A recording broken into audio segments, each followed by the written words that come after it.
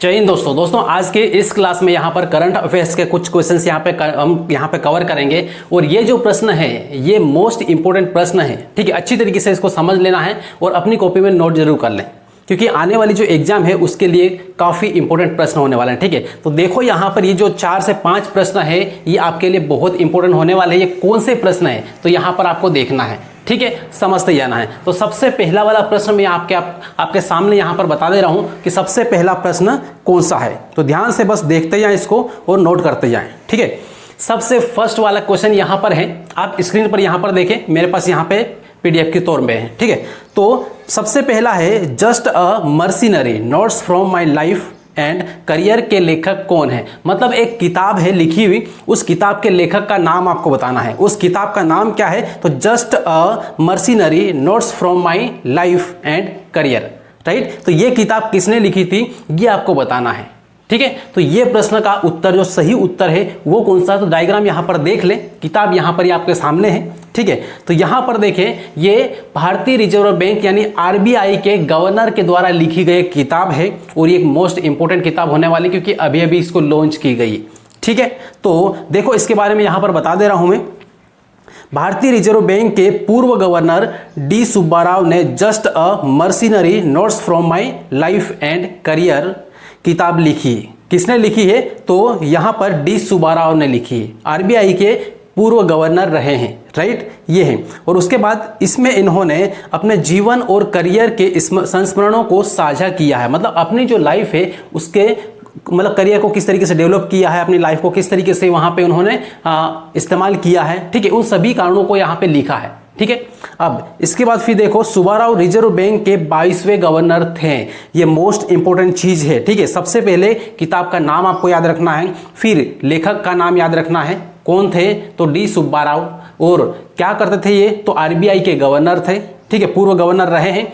कौन से नंबर के गवर्नर है तो 22वें नंबर पे। एक ही प्रश्न से आपको यहाँ पर 3 प्रश्न कंप्लीट होते हैं, ठीक है। पहला किताब का नाम, दूसरा लेखक का नाम और तीसरा क्या करते थे तो RBI के गवर्नर रहे और कौन से नंबर के तो 22वें नंबर पे। 4 प्रश्न यहाँ पे परफेक्ट है, ठीक है, अच्छी तरीके से।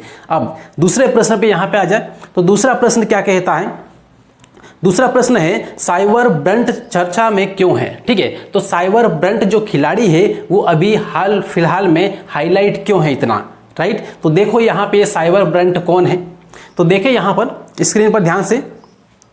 तो ये सबसे पहली बात तो ये है कि ये जो खिलाड़ी है ये कहाँ की है तो ये इंग्लैंड की है, ठीक है। यहाँ पे इनका फोटो देख लो, तो इंग्लैंड की ये खिलाड़ी है। अब यहाँ पे हाईलाइट क्यों है इतना तो ये देख ले।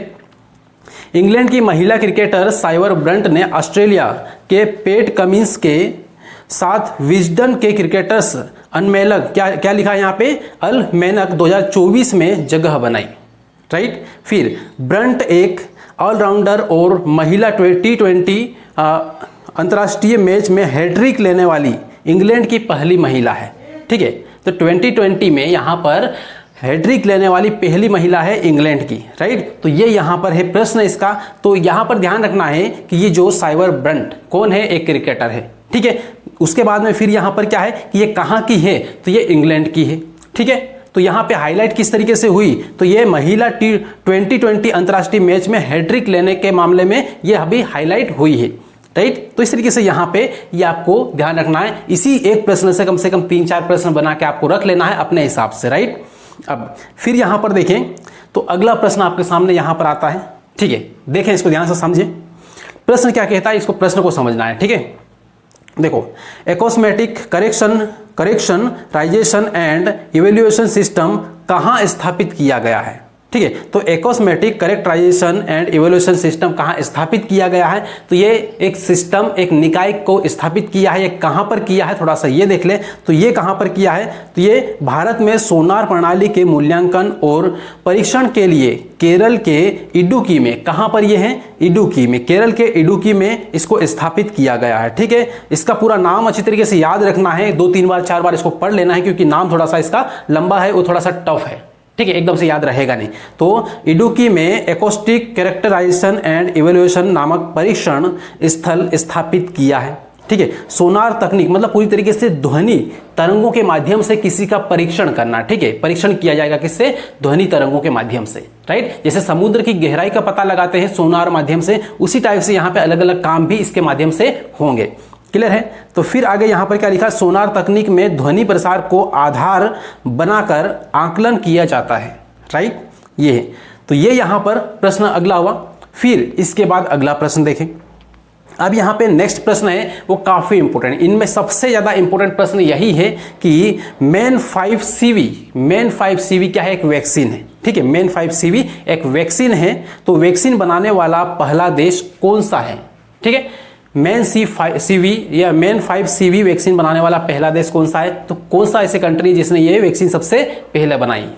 तो देखें यहाँ पर आंसर क्या है, आंसर को देखें तो मेन 5CV मेनिंजाइटिस का एक टीका है। क्या है ये? मेनिंजाइटिस एक रोग होता है, उस रोग का क्या है? ये टीका है। क्या? मेन 5CV ये वैक्सीन, ठीक, दवाई जो 5 तरह के मेनिंजाइटिस से बचाव करता है। मतलब मेनिंजाइटिस 5 प्रकार का जो है वो उन सभी से बचाव करता है, ठीक। उसके बाद अब यहां पर ये बनाया किसने? सबसे पहले किस देश ने इसको बनाया?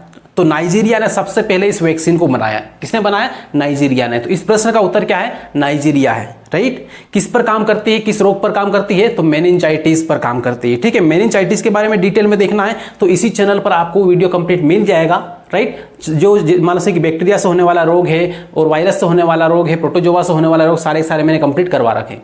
अब फिर यहाँ पे आगे देखें तो नाइजीरिया यह टीका बनाने वाला दुनिया का पहला देश बन गया है। मेनिंजाइटिस सामान्य बैक्टीरिया क्या है? नीसेरिया। अब यहाँ पे देखो, इसका यहाँ पे ये जो बीमारी होती है ये किससे होती है? बैक्टीरिया से होती है, ठीक है। बैक्टीरिया का नाम यहाँ पर क्या है? तो नीसेरिया मैग्नेटिस और स्ट्रेप्टोकोकस न्यूमोनिया, ठीक है। उसके बाद में है हीमोफिल्स इन्फ्लुएंजा के कारण होता है, ठीक है। तो यहाँ पे इसको अच्छी तरीके से आपको पढ़ लेना है।